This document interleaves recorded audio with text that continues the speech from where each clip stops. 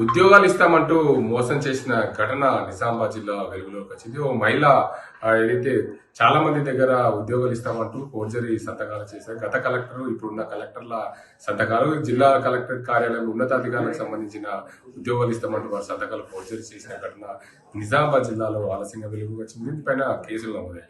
నిజామాబాద్ జిల్లాకు సంబంధించిన town CI ఉన్నారు, వారు అడగారు. సార్ చెప్పండి, మొత్తంగా నిజామాబాద్ జిల్లాలో ఏదైతే స్వరూప అనే మహిళ మోసం చేసి ఉద్యోగాలు ఇస్తామంటూ మోసం చేసినట్లు వెలుగులోకి వచ్చింది. మీ పరిధిలో ఉన్న స్టేషన్లలో ఎన్ని కేసులు ఉన్నాయి? 3 టౌన్లో 2 కేసులు అయ్యాయి. అలాగే మా నైబర్ పోలీస్ స్టేషన్ రూరల్లో కూడా ఒకటి కేసు అయినట్టుగా తెలిసింది. 4 టౌన్లో కూడా బాధితులు ముందుకు వస్తున్నట్టు తెలిసింది. ఇంకా దాదాపు 5 బాధితులు వచ్చారు. ఇంకా కూడా బాధితులు వస్తే ఖచ్చితంగా కేసు చేసి ఖచ్చితంగా దాంట్లో ఉన్న మెరిట్స్ పై ఖచ్చితంగా ఇన్వెస్టిగేషన్ చేసి ఖచ్చితంగా కోర్టుకు సబ్మిట్ చేయడం జరుగుతుంది. సరుపారే మహిళ పైన ఇంకేమైనా గతంలో ఏమైనా కేసులు ఉన్నాయా? ఏ పోలీస్ స్టేషన్ లో కేసులు ఉన్నట్లు మీకు విచారణలో తెలుస్తుంది? అసలు ఏంది సార్ ఆ పరిస్థితి? గతంలో ఆదిలాబాద్ లో 2 కేసులు స్వరూప మీద రిజిస్టర్ అయ్యాయి, కోర్టులో ఉన్నాయి. ఒకటి చీటింగ్ కేసు 2 కేసులు అయినాయి. ఇట్లా మోసం చేసి డబ్బులు ఇట్లా తీసుకుపోయినట్టుగా ఆల్రెడీ కోర్టు నడుస్తూ ఉన్నాయి. కేసులు ఆల్రెడీ ఉన్నాయి. ఇప్పుడు నిజామాబాద్ జిల్లాలో సుమారు ఎంతమంది దగ్గర డబ్బులు వసూలు చేసినట్లు మీకు సమాచారం? ప్రస్తుతానికి అయితే 5 ఉన్నారు.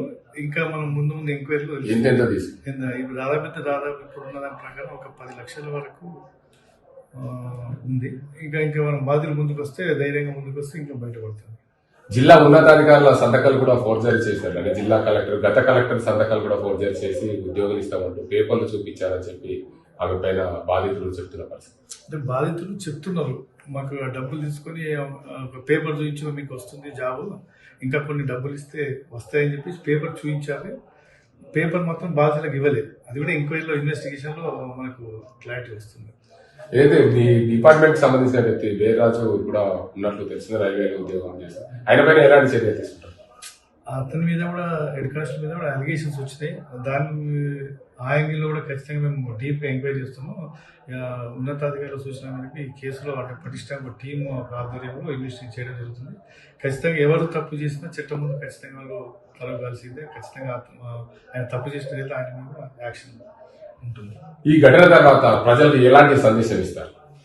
ఎవరైనా సరే, ఎవరైనా జాబ్స్ వస్తాయి, డబ్బులు ఇస్తే జాబ్స్ వస్తాయి నమ్మొద్దండి. ఖచ్చితంగా దానికి ఒక గవర్నమెంట్ ఒక టెస్ట్ కండక్ట్ చేస్తుంది, ఎగ్జామ్ ఉంటుంది. ఆ ఎగ్జామ్లో మనకు మంచి మార్కులు వస్తే ఖచ్చితంగా ఆ రూల్స్ ప్రకారం జాబ్ వస్తుంది. దానికి మనం కష్టపడాలి, కోచింగ్కు వెళ్ళాలి, డబ్బులు దానికి కోచింగ్ ఖర్చు పెట్టుకోవాలి. కానీ మనం ఈ విధంగా ఊరికి అడ్డదారులు వస్తాయని ఎట్టుకోవచ్చు నమ్మద్దు. దీని గురించి మా సిపి సార్, మా సుపీర్ ఆదేశాల మీద కూడా మన జాగృతి పోలీస్ కళా బృందం, అలాగే కమ్యూనిటీ కాంటాక్ట్ ప్రోగ్రామ్, ప్రతి దగ్గర కూడా అక్కడక్కడ ప్రోగ్రామ్స్ కండక్ట్ చేయడం జరుగుతుంది. ఈ సైబర్ అవేర్నెస్ కానీ, డ్రగ్ అవేర్నెస్ కానీ, లేకపోతే జాబులు మోసం చేస్తా ఉన్నాం, లేకపోతే గల్ఫ్ పంపిస్తామని చెప్పి మోసం చేస్తాం, ఇటువంటి మీద కూడా ప్రోగ్రామ్స్, చాలా ప్రోగ్రామ్స్ కండక్ట్ చేస్తున్నాం. ఇంకా ఇదంతా ఇంకా పబ్లిక్లో ఇంకా విస్తృతంగా తీసుకుపోవాల్సిన అవసరం ఉంది.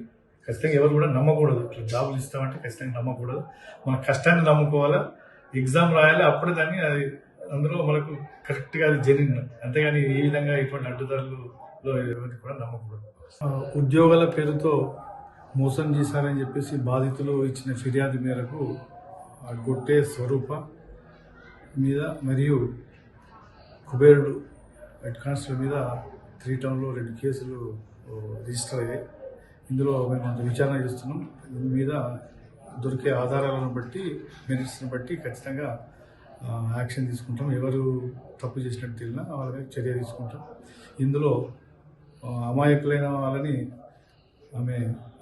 అమాయకులైన వాళ్ళని చేరదీసి మీకు ఇట్లా అటెండర్ జాబ్ కానీ, జూనియర్ అసిస్టెంట్ జాబ్, ఏసీ కార్పొరేషన్లో, జెడ్పీలో ఇట్లా జాబ్స్ ఉన్నాయి, డబ్బులు ఇస్తే మీకు జాబ్ దొరుకుతుందని చెప్తే వాళ్ళ దగ్గర నుంచి క్యాష్ రూపంలో, ఎవరికి దొరుకుతున్న క్యాష్ రూపంలో నెట్ క్యాష్ తీసుకొని వాళ్ళు అడిగితే ఒకటి వీళ్ళే టైప్ చేసుకొని ఒక కాగితం చూపిస్తూ ఇంకా కొన్ని డబ్బులు ఇస్తే ఇంకా మీకు ఆర్డర్ వస్తాయని చూపించి వాళ్ళకి ఇవ్వకుండా ఇంకా లీవ్ చేసి ఇంకా కొన్ని ఎక్కువ డబ్బులు తీసుకుంటూ ఆ విధంగా ఇద్దరి నుంచి 2,30,000, ఒక లేడీ బీటెక్ స్టూడెంట్ నుంచి 1,20,000 తీసుకుని దానికి సంబంధించింది 3 టౌన్లో కేసు అయింది.